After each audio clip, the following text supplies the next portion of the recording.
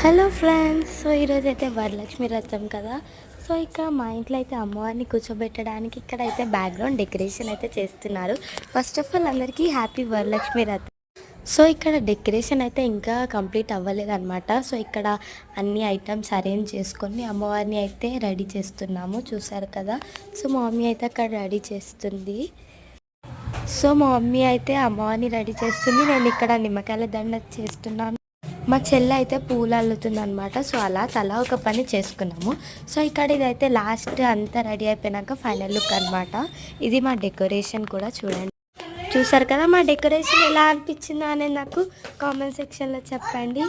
And please subscribe. So ఇదైతే ఇంకా దీపం ముట్టియాలి అనమాట, ముట్టియాలి. సో ఇక్కడ అయితే 9 మందికి పసుపు బొట్టు కోసం అయితే అన్నీ అరేంజ్ చేసామన్నమాట. సో అండ్ ఆల్సో ఇక్కడ అమ్మవారిని కూడా మొత్తం వెండి ప్లేట్ అవన్నీ దాంట్లో రెడీ అయితే చేసాము. సో మళ్ళీ అయితే ఇక్కడ అమ్మవారిని అయితే నీట్గా రెడీ చేసాం కదా. సో మా అమ్మవారు ఎలా అనిపించిందో అనేది నాకు కామెంట్ సెక్షన్లో చెప్పండి. And please subscribe our channel. మీరు ఎలా జరుపుకుంటారో ఈ వరలక్ష్మి వ్రతం అనేది నాకు కామెంట్ సెక్షన్లో చెప్పండి. Please subscribe. By guy.